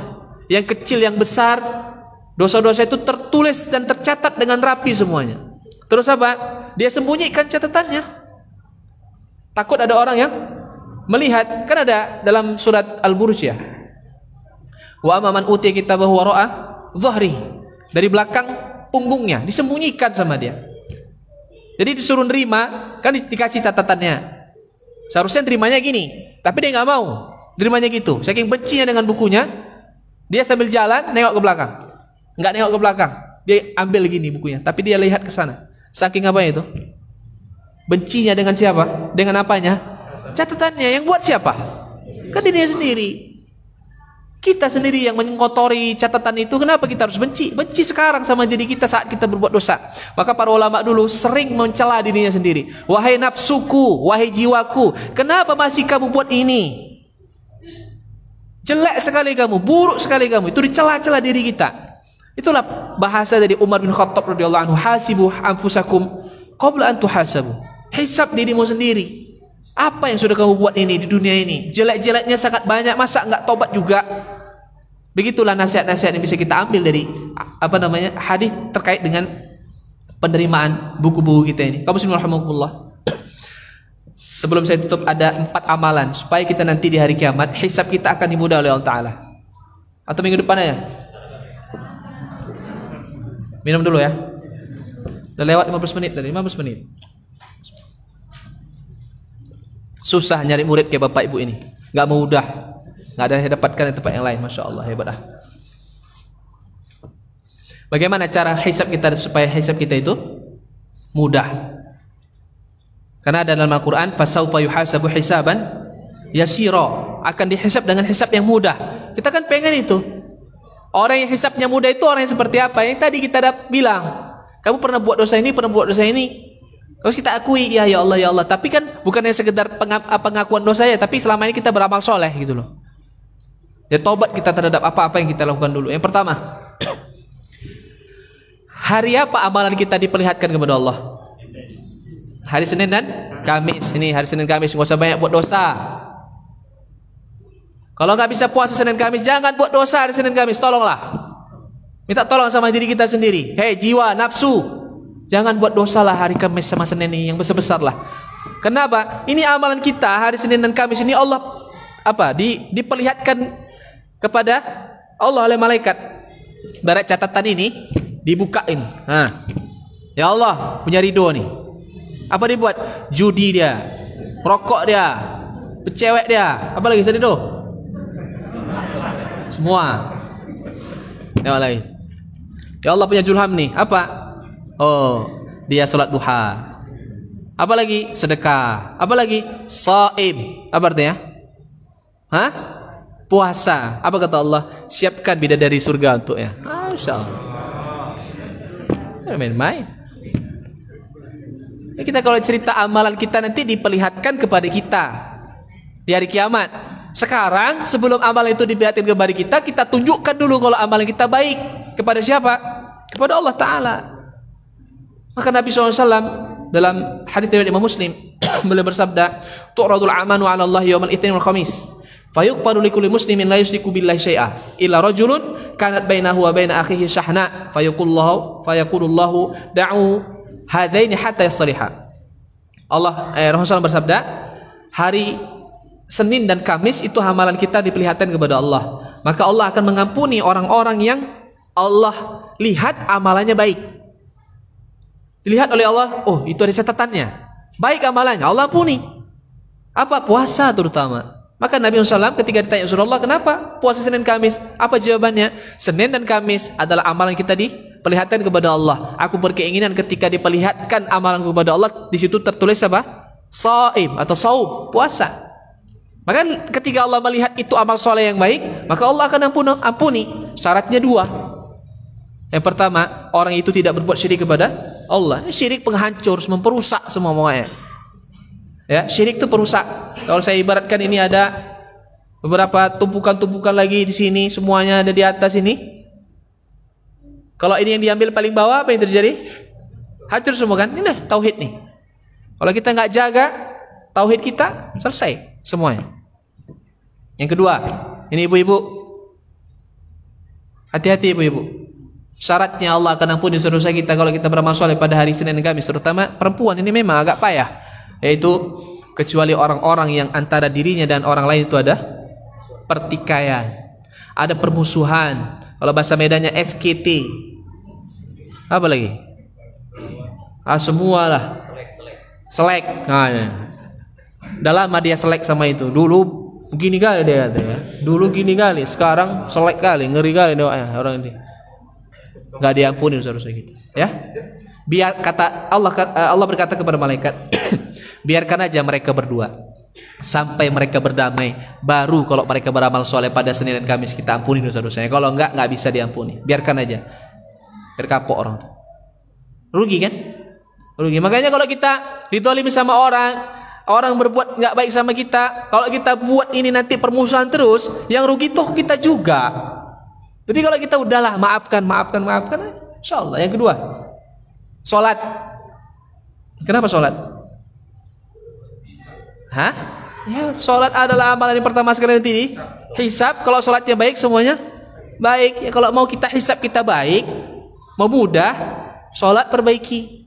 Kalau baik sholat kita, saluhatil a'mal. Semua amalan itu akan dianggap baik oleh Allah Ta'ala. Ibarat kalau zaman sekarang ini, Bu, kalau zaman sekarang ini, siapa apanya yang datang? Oh, kalau dia udah aman lah semua. Itulah ibarat. Ketika kita sholat baik, maka udah yang lain-lain itu pasti baik. Karena sholatnya baik, itu mengikut amalan lain. Jadi dianggap baik. Maka perhatikan sholat kita, ya. Yang ketiga, singkat aja. Nabi SAW pernah bersabda dalam hadits beliau. Tadi sudah saya singgung ini. Beliau bersabda, "Tuba liman wujida fi sahifatihi istighfaran katsiran." Berbahagialah orang-orang yang di buku catatannya itu terdapat apa? Istighfar yang banyak. Berbahagialah, selamatlah orang-orang yang di catatan bukunya tadi itu terdapat istighfar katsiran, yang banyak. Istighfar yang banyak itu minimal satu hari berapa? 100 itu sebenarnya masih, ya apa namanya? Kalau bahasa Medannya pas-pas makan. Itu dia, ya. Pas-pas makan. Gimana honormu di sana? Ya, pas-pas makan lah Ustaz, kadang pun minyak kurang. Itulah istighfar yang 100 tadi itu. Pas-pasan. Kalau bahasa Nabi pas-pasan atau banyak? Banyak. Istighfar banyakkan. Yang kelima, 4 atau 5 tadi bilang? Hah? Sekarang 4. Oh iya, 4. Sekarang 4 ini. 3. Terserahlah mau 4 atau 5, yang penting kita sebutkan. Puasa Senin Kamis, artinya beramal Senin Kamis. Kedua, sholat. Yang ketiga, istighfar. Yang keempat, tutupi aib orang lain. Insyaallah Allah akan tutupi aib kita. Tutup aib orang lain, nggak perlu dibilang-bilang sama orang, nggak perlu disebar-sebar. Kamu diam aja udah. Al mu'min min atu akhihi. Mukmin itu cerminan dari saudaranya. Kalau dia lihat keburukan dari saudaranya, perbaiki, bukan untuk disebarluaskan. Kecuali kalau ada maslahatnya supaya orang tidak terjumus dalam kesalahannya, silahkan aja. Sitr ya. Sitrun itu artinya menutupi. Maka Nabi SAW berkata, man satara an muslimin fid dunya satarallahu lahu fid dunya wal akhirah. Siapa yang menutupi aib dan dosa serta kesalahan orang-orang mukmin di dunia. Menutupi ini bukan berarti melindungi, bukan. Tapi tidak menyebarluaskan, jadi tidak diribah gitu loh. Maka Allah akan tutupi aib di dunia dan akhirat. Pokoknya Pak, kalau nanti di hari kiamat hisab kita ditutup oleh Allah, orang nggak lihat, sebetulnya udah bisa senyum kita di situ. Tapi kan nggak mungkin kita senyum, itu dosa-dosa kita segitu banyak. Berapa jilid nih? 99 jilid. 1 jilid seluas mata memandang, isinya dosa kita semua. Gimana kita mau senyum? Tapi kan itu udah isyarat. Kalau sudah ditutup, hisabnya tertutup, itu tanda bahwasanya Allah akan mengampuni dosa-dosa kita. Yang terakhir, kedua terakhir, banyak rupanya ini. Orang saya tadi malam begadang nyiapkan ini. Pastikan harta kita halal. Lama nanti kalau nggak halal itu, harta yang halal pun kita dapat, kemananya itu juga lama. Apalagi yang dari mananya masalah, kemananya juga masalah, nggak lama. Mau lama-lama hisapnya? Enggak kan? Ya, halalkanlah punya kita. Saya nggak bilang sedekahkan itu semua hartamu, enggak demikian. Karena muslim itu sedekah pertengahan saja, enggak berlebihan, tidak terlalu pelit. Pastikan aja halal dapatnya, tidak pun halal menyalurkannya, mubah nyalurkannya. Mubah dalam artian itu tidak kita salurkan dalam maksiat maksudnya. Itu dia. Nabi pernah berdoa, ya Allah, bangkitkan aku sama orang yang miskin. Kenapa? Karena cepat hisapnya. Yang kaya lama, insya Allah gak lama kalau darinya halal kenya mubah. Akan sangat lama. Yang miskin pun kalau darinya haram lama juga. Kan gitu ya. Yang terakhir, yang keenam. Atau minggu depan yang keenam nih. Baca doa supaya Allah berikan kita hisab yang ringan. Apa doanya? Yang bisa jawab saya kasih hadiah. Hadiahnya lain daripada yang lain. Jangan nengok Google. Apa? Dari ibu ini duluan. Allahumma in hasibni hisaban yasira. Apa bang mau hadiah dari saya bang? Doa. Abang mau doain apa bang? Ya ini hadiah. Kan saya bilang hadiahnya beda. Saya nanya, bapak mau apa? Doa. Kalau bapak mau doa, saya berdoa kepada Allah Subhanahu wa taala, semoga Allah Subhanahu wa taala mengampuni dosa-dosa bapak, mengampuni dosa orang tua bapak, menjadikan anak-anak bapak anak yang saleh, dan bapak dan serta keluarga semua dikumpulkan oleh Allah Taala di dalam surganya Allah Subhanahu wa taala. Amin ya rabbal alamin. Jangan lupa doakan kami agar kami mendapatkan apa yang bapak dapatkan. Amin. Allahumma, yang kuat pak. Ya, Allahumma hasibni hisaban yasir. Insyaallah. Pendek kan? Payah ngapalnya? Maunya dihisap enak, untuk ngapal doa aja malas. Gimana gitu? Allahumma hasibni hisaban yasira. Itu doanya sahih dari Aisyah radhiyallahu anha, ketika Aisyah radhiyallahu anha berkata, saya sering sekali mendengar Nabi membaca dalam sholatnya. Berarti ini dibaca ketika sholat, terutama dalam sujud. Baca dalam sujud nih. Yang sudah baca yang wajib, baca ini. Nabi SAW disebut oleh Aisyah, Allahumma hasibni hisaban yasira. Maka Aisyah pernah berkata, ya Rasulullah, ma hisabal yasir, ya Rasulullah, apa yang dimaksud dengan hisab yang mudah itu? Itu kata Aisyah kepada Nabi. Karena Aisyah sering dengar Nabi berdoa, ya Allah, hisablah aku dengan hisab yang mudah. Maka Aisyah bertanya, Rasulullah, hisab yang mudah itu hisab yang seperti apa? Maka Nabi SAW berkata, hisab yang mudah itu adalah ketika seorang mukmin melihat catatan amalannya dan dosa-dosa yang diperlihatkan kepada Allah oleh Allah Ta'ala, maka di situ Allah berkata kepadanya adalah, hari ini di dunia ku tutupi, hari ini ku ampuni. Itu yang disebut dengan hisaban yasira. Barakallahu fikum, wallahu ta'ala a'lam. Syukur ya bang, banyak ilmu abang ini, banyak pahala abang ini, semua orang dapat. Ya udah, cari di Google, di share nanti bang, itu baru boleh.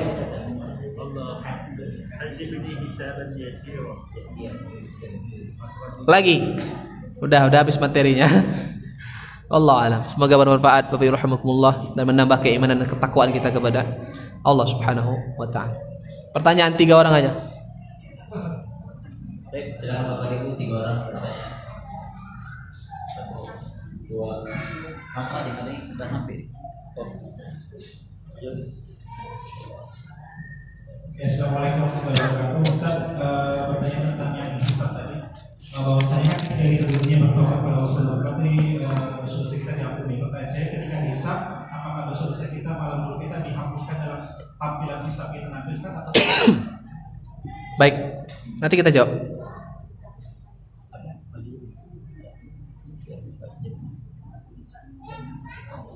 Assalamualaikum warahmatullahi wabarakatuh. Salam.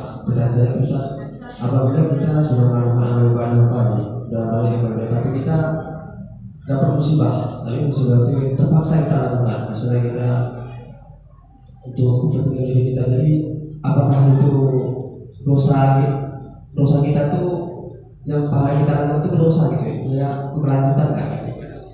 Waalaikumsalam warahmatullahi wabarakatuh. Dosa yang terpaksa gitu.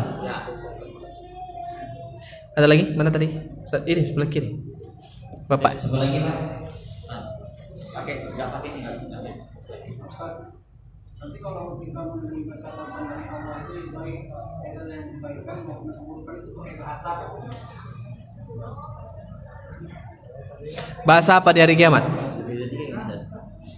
Lebih dari 3. Boleh lah, satu lagi lah. Lagi Pak. Dan menyala. Silakan. Kalau udah 4 wajib ganjil, 5. Buat ya Pak soalnya.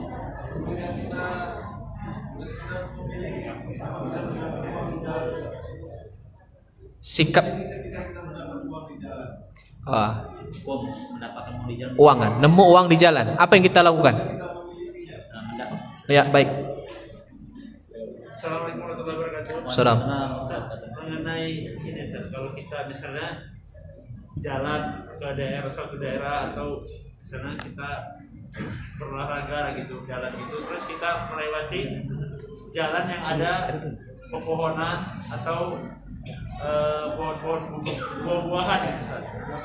Apakah itu boleh diambil, Ustaz? Itu tidak ada yang punya gitu. Ini jalan umum gitu kan. Karena ada jambu atau mangga atau rambutan yang tumbuh liar gitu. Apakah itu boleh diambil atau gimana, Ustaz? Buat apa? Assalamualaikum jangan itu Waalaikumsalam warahmatullahi wabarakatuh. tanahnya bukan tanah Orang yang yakin bahwa dia akan masuk surga dengan amalnya, kaitan dengan amal tadi itu, selain seorang itu kan rahmat Allah. Jadi yang bertanya jelek, setelah jadi wali atau gimana? Setelah ini pertanyaan saya ada terbesit aja Ustaz. Assalamualaikum warahmatullahi wabarakatuh. Apakah kalau kita mengakui dosa sama orang terus kita minta sama dia Ustaz? Misalnya mungkin dia nggak tahu kita lagi buat dosa sama dia, berbuat dosa sama dia. Apakah kita harus mengakui dosa kita sama dia, kesalahan sama dia, atau berbuat kita sama dia? Baik. Ada lagi, Bu? Dah 7. Habis. Terakhir Ustaz. Ibu itu pernah absen. Ketiga itu. Buat ya, Bu. Silakan Bu, Ibu, Bu apa, Bu? Berapa? 3 orang itu? 3 orang aja. Ya silakan Bu. Ya. Assalamualaikum warahmatullahi wabarakatuh. Waalaikumsalam.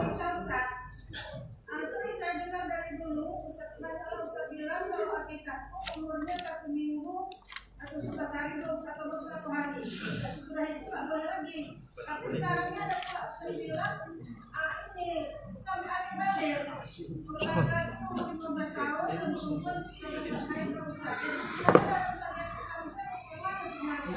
Umurnya itu sampai akhir balik atau 21 hari. Terus silakan Bu Ana. Buat ya Bu Ana. Salam. Udah lama Bu Ana nggak datang. Sehat Ibu kan? Alhamdulillah. Semoga Ibu sehat Bu ya. Buat ya Bu.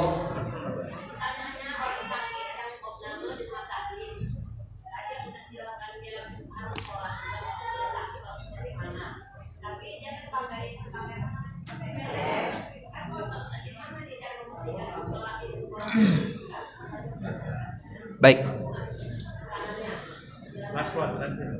Oke, habis ya. Habis. Oh, terakhir 3. 10 juga ini. Terakhir ini Ustaz 3. Silakan. Silakan. Buat ya Bu. Buat.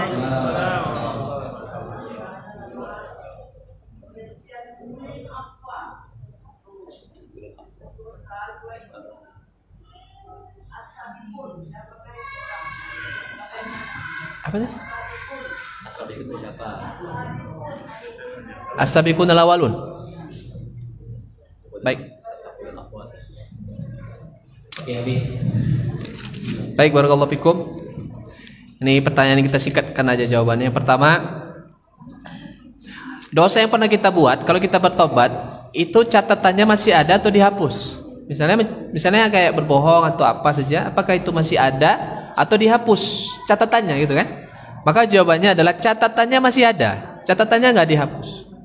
Jadi semuanya itu ada semua. Dari mulai kita berbuat dosa apa saja itu sudah lama, kemudian kita bertobat dari dosa itu catatannya masih ada, tapi dosanya yang dihapus dia. Kan dalilnya mana tadi kan? Kamu ingat pernah buat ini, buat ini, buat ini, buat semua kan ada. Dan terkadang pun di situ dan bisa jadi di situ apa yang disebutkan oleh Allah tadi buat ini itu sudah diampuni dan kita sudah bertobat gitu. Jadi dia tetap catatannya ada, kemudian dosanya diampuni, kemudian ketiga adalah dapat atau diganti dengan pahala. 3 itu yang seperti kita bilang tadi ya. Apakah dosanya pada waktu dihisab itu masih diperlihatkan? Ya tetap. Iyalah Pak. Supaya nyadar ya. Iya. Nah, itulah kita bilang tadi. Diampunin tapi tetap ditunjukkan. Kenapa tetap ditunjukkan? Supaya memang tidak menjadi fitnah bagi atau tidak menjadi tuduhan-tuduhan yang enggak benar. Karena kan sudah tetapkan famay ya'mal mithqala dzarratin khairan yarah wa may ya'mal mithqala dzarratin syarran yarah. Kalau nasihat Luqman kepada anaknya, ya bunayya in takum mithqala habatin min khardalin fatakun fi sakhratin aw fis samawati aw fil ardi ya'ti biha Allah. Wahai anakku, kalau kamu buat dosa, kamu simpan dosamu itu di bawah batu yang besar, atau kamu simpan di langit, atau kamu simpan di bumi, Allah akan mendatangkan dan memperlihatkannya untukmu. Itu aja.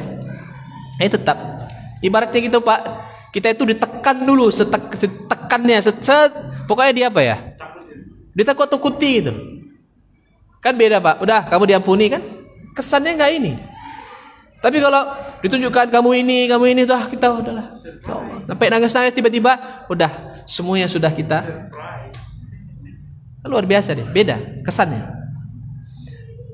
Kalau kita melakukan sebuah dosa terpaksa, apakah kita dihukum dengan dosa tadi? Tidak. Kalau betul-betul terpaksa nggak ada. 3 orang yang kalau buat dosa nggak itu sebagai dosa. Anak kecil sampai balik. Yang kedua orang yang dipaksa. Yang ketiga adalah tidak sengaja atau tidak tahu. Apa-apa. Tapi terpaksanya ini juga ada standarnya kan. Terpaksanya ini betul-betul terpaksa, tidak ada pilihan lain atau bagaimana? Atau kita sendiri yang memilihnya. Beda itu. Bahasa apa nanti dari kiamat? Bahasa Arab Pak. Bapak kalau nggak bisa bahasa Arab di dunia cemana nanti? Bahasa Arab. Nanti kita semua akan berbicara dengan bahasa Arab. Insyaallah. Jadi kalau gitu nggak usah belajar bahasa Arab. Salah. Kata Umar bin Khattab, beliau berkata, "Ta'allamul arabiyyata fa innaha min dinikum." Pelajari bahasa Arab karena bahasa Arab adalah bagian dari agama kalian. Ya mari kita mau paham ini. Bapak Ibu tadi nengok-nengok yang saya paparkan ini, mana ada dalam bahasa Indonesia ini dicari. Kalau enggak kita pakai paham bahasa Arab enggak akan bisa kita dapat. Tapi saya enggak nyombongkan diri bahasa Arab tuh ya. Masih kecil lah bahasa Arab saya ini. Yang keempat, kalau kita nemu uang di jalan, apa yang kita lakukan? Bapak ucapkan inna lillahi wa inna ilaihi raji'un. Susah ini Pak. Kalau banyak, syaratnya banyak sedikit. Ini ketentuannya. Kalau ada Bapak tanya, bolehkah Bapak miliki? Boleh, sangat boleh. Tapi dengan 2 syarat. Yang pertama, Bapak umumkan seluas-luasnya. Yang kedua, ditunggu setahun. Kalau nggak ada, asin bagi Bapak dah. Ambil. Halal lah. Ternyata ada saat ngaku pula nanti setelah kuliah. Enggak, kalau setahun kemudian dia mengaku sudah enggak kewajiban kita untuk mengembalikan. Karena itu sudah bagian dari ketetapan syariat. Atau ada orang, Ustaz, saya pakai dulu. Nanti kalau ada yang datang, tapi saya umumkan ini ya, saya umumkan. Tapi lama kali juga saya butuh pula ini kan, saya pakai dulu. Nanti begitu ada yang datang sebelum setahun, dia datang saya ganti, boleh. Ya seharusnya nggak boleh, tapi ya cuman lagi lah. Nggak boleh seharusnya. Tapi kita juga jadi apa juga kan? Dilema juga. Kalau kita ada, kita simpan, nggak kita apa-apain. Kalau Bapak sedekahkan pun nanti salah. Kita sedekahkan, kemudian nanti datang, udah saya sedekahkan, kita salah. Karena kita punya amanah untuk menjaganya selama setahun. Maka saya bilang, ucapkan alhamdulillah atau innalillah. Tapi bukan berarti kalau nampak sesuatu uang atau yang berharga di jalan nggak kita ambil, itu malah salah lagi, lebih salah itu. Ya mudah-mudahan Bapak orang soleh, Bapak jalankan itu dengan baik. Kalau sampai dapat dari orang-orang yang nggak soleh, dompet dibuang semua isinya, cuma diambil uangnya saja. Nah, kan beda. Mana lebih besar mudaratnya bagi orang yang korban kan? Jadi nggak boleh kita miliki kalau belum setahun dan belum kita umumkan. Itu namanya luqatah namanya. Buah di jalan yang umum, kalau memang itu umum, bukan tanah pribadi, maka itu nggak apa-apa kita ambil, dan itu akan menjadi sedekah bagi yang punya dan bagi yang nanam. Kalau kata Nabi SAW, hewan yang makan dari buah yang kita tanam, hewan yang buah yang disedekahkan ke orang, dan buah yang dicuri oleh orang, semua jadi apa? Sedekah pahala. Nah, ini punya pokok-pokok mangga yang pelit-pelit kali. Kalau memang dicuriin orang, udah sedekah, alhamdulillah. Itu aja. Ya, jadi nggak apa-apa kalau memang tidak ada yang punya. Memang dia fasilitas umum kayak di jalan raya itu kan. Jadi sebelah jalan-jalan, nggak perlu jalan umum itu. Kayak kami dulu di Madinah itu kan, di tengah-tengah jalan itu kanan kiri dekat kampus itu, tengah-tengahnya pohon kurma itu. Kurmanya bagus-bagus, boleh kita ambil, boleh, nggak ada masalah. Amal tidak membuat masuk surga, tapi yang membuat masuk surga adalah rahmat Allah. Benar, memang kita masuk surga bukan karena amal kita, karena rahmat Allah. Tapi sederhana saja, amalan kita inilah yang menyebabkan Allah merahmati kita. Bagaimana kita mau mendapat rahmat Allah kalau kita nggak beramal soleh? Dan rahmat Allah itu akan didapat dengan rahmat Allah akan didapat dengan amal soleh yang kita lakukan. Nah gitu dia, ya maknanya. Apa ini? Kalau kita berbuat dosa kepada orang lain, apakah kita harus sampaikan dosa kita kepadanya? Harusnya demikian. Tapi kalau kita malu nggak berani, ada caranya. Yang pertama, berdoa kepada Allah untuk ampuni dosa-dosanya. Allah ampuni dosa-dosanya. Allah, aku dulu pernah buat ini, ampuni dosa-dosanya. Itu yang pertama. Yang kedua, ceritakan kebaikannya kepada orang lain. Yang ketiga, kalau punya rezeki yang banyak, sedekah atas namanya, insyaallah. Tapi lebih baik lagi kalau kita akui. Tapi kalau kita lihat, daripada kita akui nanti akan timbul fitnah yang lebih besar. Kalau kira-kira masih bisa dengan cara yang lain, nggak apa-apa. Tapi kalau kira-kira memang harus diselesaikan, nggak bisa tidak. Ya seperti misalnya pernah mengambil hartanya yang banyak, datanglah dengan cara yang benar. Akikah itu usia 7 hari. Lebih dari 7 hari ada khilaf di sini. Tapi Allah alam yang roji adalah perkataan Imam Syafi'i bahwa akikah itu batasnya sampai balik. Kenapa dipilih sampai balik? Karena anak yang tidak dikekehkan kalau dia meninggal sebelum balik, ya, meninggal sebelum balik, maka nanti di hari kiamat dia kesulitan memberikan syafaat kepada orang tuanya. Karena anak yang meninggal dunia sebelum balik 5 tahun, 6 tahun, 7 tahun, 2 tahun, setahun, 2 hari, 3 hari, itu nanti di hari kiamat dia akan cari bapak mamanya untuk digandeng masuk surga bersama anak ini. Tapi kalau anak ini tidak diakikahkan, kalau sudah lewat 7 hari nggak diakikahkan, meninggal dunia sebelum balik, maka nanti sulit baginya untuk mencari kedua ibu dan bapaknya. Kalau dia sudah balik, nggak perlu lagi diakikahkan. Karena apa? Ya sudah lewat masanya tadi. Kalaupun dia meninggal, nanti dia akan membantu kita dengan amal solehnya. Gitu dia. Anak kecil kan nggak punya amal soleh. Nah, dan tidak ada dosa. Jadi ibu boleh lebih dari hari ke-7, tapi batasnya sampai balik. Terkait dengan ibu tadi, pertanyaan orang sakit yang saya sampaikan di awal tadi sebagai contoh ya. Orang sakit dia nggak bisa suci dari najis, ya sudah sholat aja kayak gitu bu. Iya sholat aja. Kalau bisa dia tayamum, tayamum. Nggak bisa ditayamumkan, dan boleh dijamak sholatnya. Ya gitu aja. Nempel najis, itu namanya orang yang kehilangan 2 suci, suci dari najis dan suci dari hadas. Ada orang nggak bisa ditayamumkan juga, nggak bisa diapa-apain, ya udah sholat gitu aja. Sebelum disolatkan harus sholat. Ulil afwa itu orang yang suka memaafkan bu. Ibu kan banyak kawan ibu, kan nggak semua kawan ibu itu bagus orangnya. Ibu sering terzalimi, maafkan aja. Ibu termasuk dalam kategori ulil afwa. Sudah. Yang kedua, as-sabiqunal awwalun, sahabat. As-sabiqunal awwalun minal muhajirina wal ansar, orang-orang yang dulu masuk Islam dari kalangan muhajirin dan ansar. Kalau kita apa? Walladzina taba'uhum bi ihsan, orang-orang yang mengikuti mereka dengan cara yang benar. Ini kita masuk kategori yang ketiga. Kalau yang kedua ini itu sahabat, ya, muhajirin dan ansar. Tapi sama-sama kita bisa dapat ridho Allah kalau kita mengikuti apa yang diajarkan Nabi dan para sahabat. Jadi tuntunan kita adalah Nabi dan para sahabat. Wallahu taala a'lam. Sallallahu alaihi Muhammad wa ala alihi washabihi ajmain. Subhanakallahumma bihamdika, asyhadu an la ilaha illa anta, astaghfiruka wa atubu ilaik. Assalamualaikum warahmatullahi wabarakatuh. Jika seorang mukmin bertobat nasuha, apakah langsung diampuni saat masih hidup atau diampuni saat hisab? Dua-duanya. Di dunia diampuni, di hisab diampuni.